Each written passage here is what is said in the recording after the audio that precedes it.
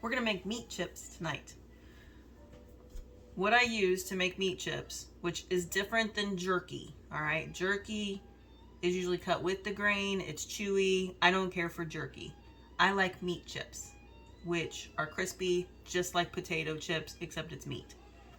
Really easy to make. I'm gonna show you how to make it. First things first though, don't judge my kitchen. All right, this is what I have to work with. I don't have a fancy island, all right, to like do my prep on with the great angle and whatnot. This is what I have to work with, so take it or leave it. So I have my meat cutter here. I have my dehydrator over there. I will show you that. And let me get the meat out of the freezer that I'm gonna be using.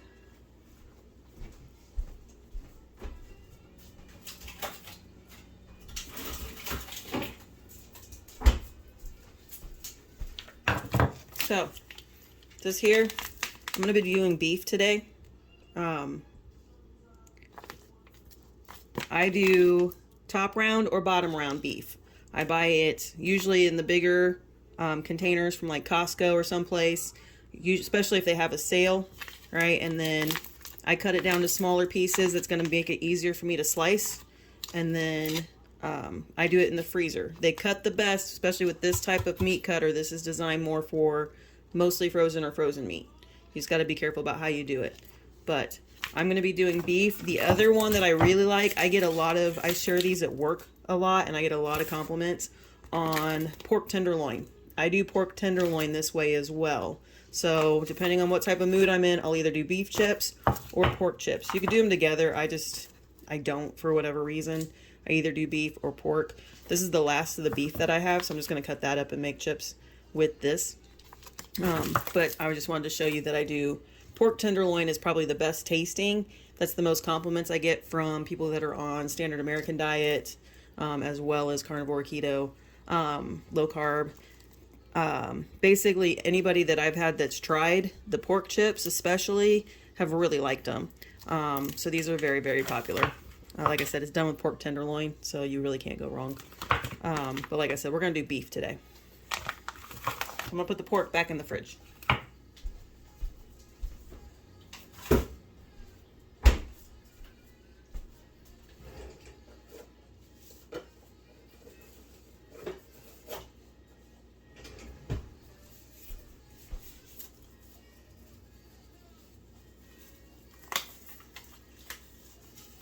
I don't like touching frozen meat with my bare hands because it gets cold. Plus, you know, a lot of times I don't like touching bare meat anyway. I mean, chicken especially. Oh, look at that. That never happens, man. Gotta get another glove. I got too aggressive. Let's try this again. Let me take my ring off. That might help. Put that up there. All right. Do that.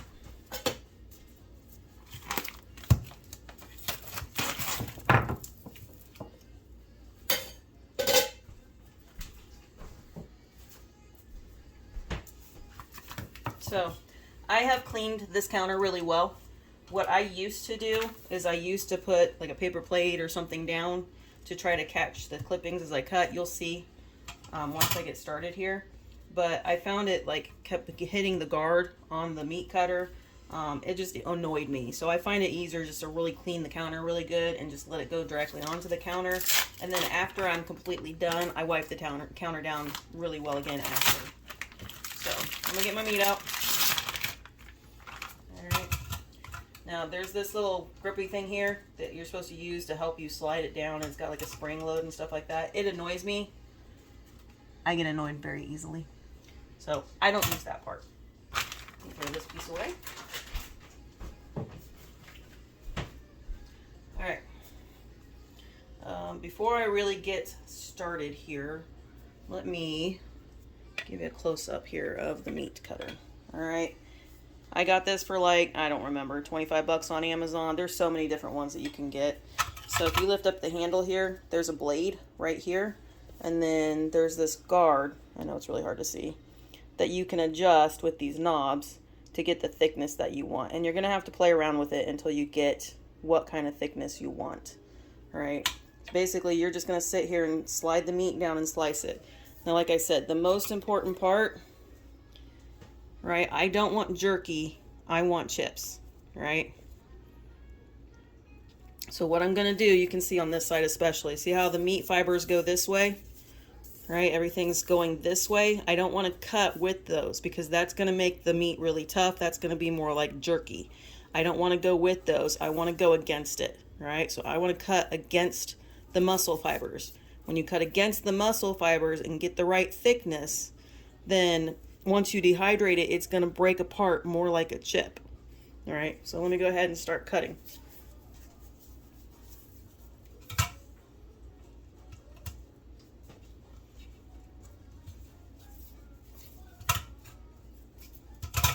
I also try to figure out which way the meat can sit in here, that it rests the most comfortably. If I try to put it on this side, it's going to rock, it's going to slide around, right? I always just figure out which side will sit the best, right? And then I just start cutting.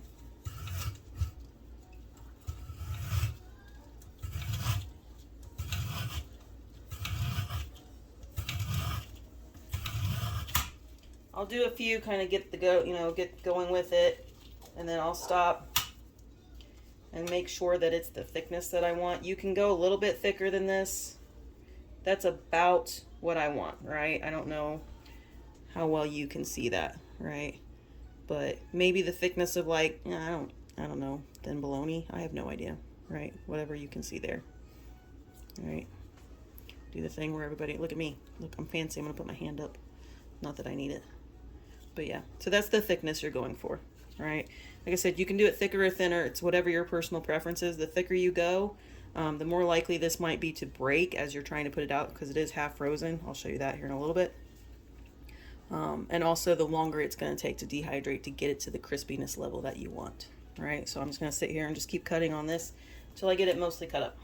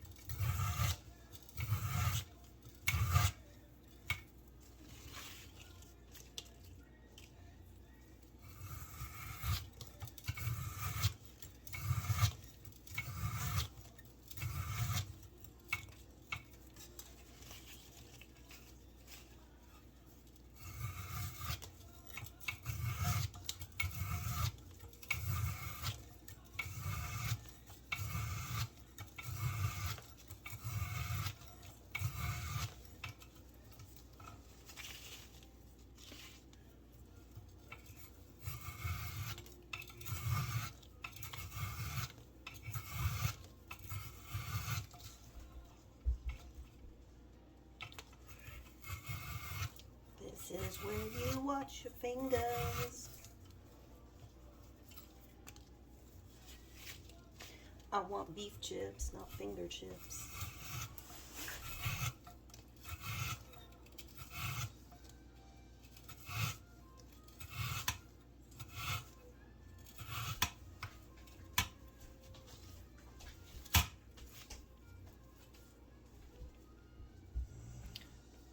So this piece here is not going to get wasted.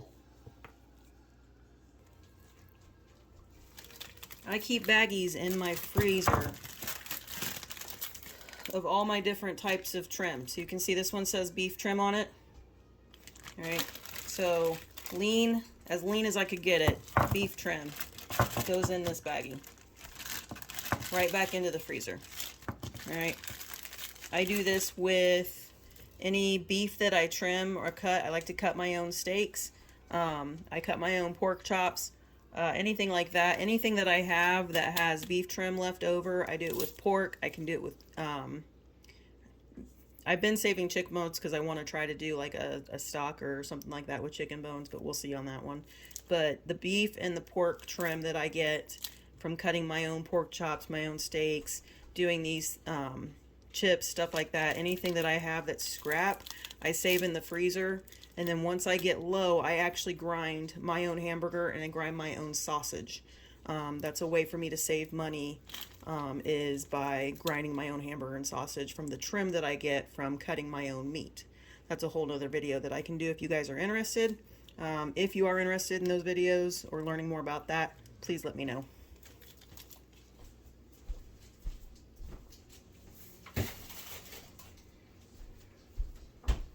All right, so I just got that back in the freezer. I'm gonna pull this off. This is a suction cup, and sometimes it can suction really good. So there we go.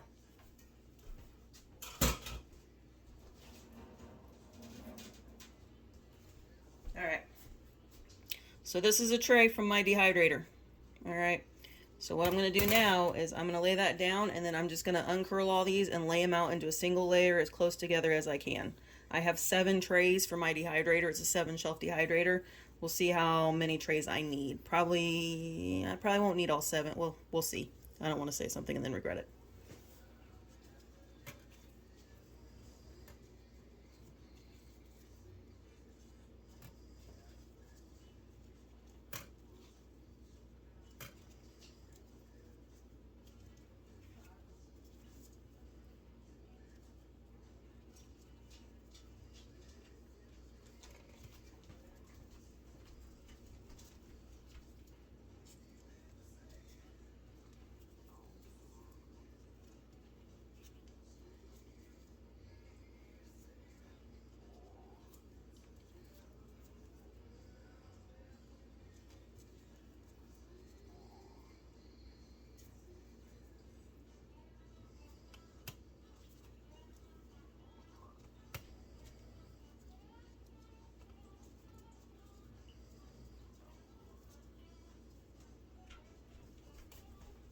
There's one.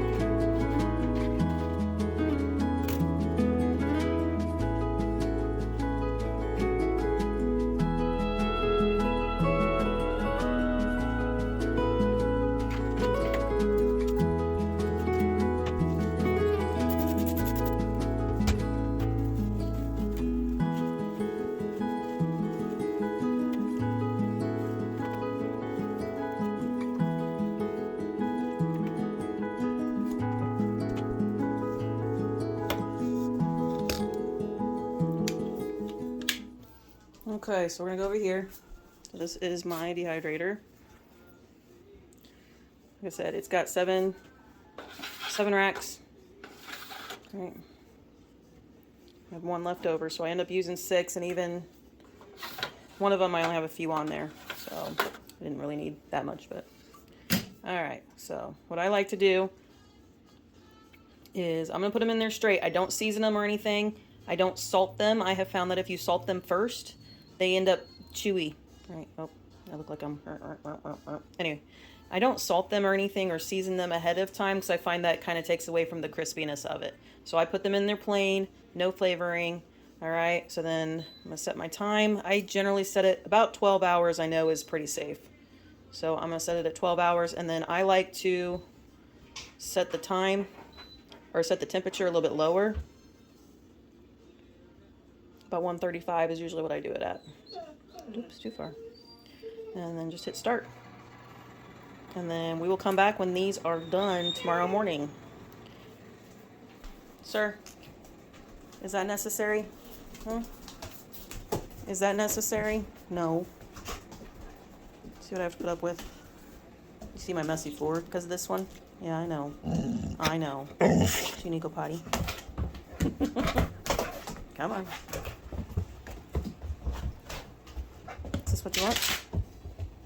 Good boy. All right. See you later. All right, so it is the next morning. I'm coming in. It's been 12 hours. I started it the night before and then got up the next morning once it was done. I'm getting my hands washed up here before I start taking the chips out of the dehydrator. I apologize for cutting my head off on this video. I did not realize my camera angle wasn't quite right. You'll have to bear with me. You do not have to do 12 hours in the dehydrator. You could do less. I just automatically go with 12 hours because that's about what works for me. It really depends on how thick you cut the meat, what the humidity level is like, how close or far apart you have them in the dehydrator. There's a lot of factors. You could start with less time and just keep testing your chips to see if they're at the crispiness level that you like. I generally just shoot for about 12 hours with mine because I know it's pretty fail safe. I can get what I want at about 12 hours and I don't have to sit there and watch it. So as you can see here, as I pull the tray out, these have shrank up quite a bit. They're pretty well dried out.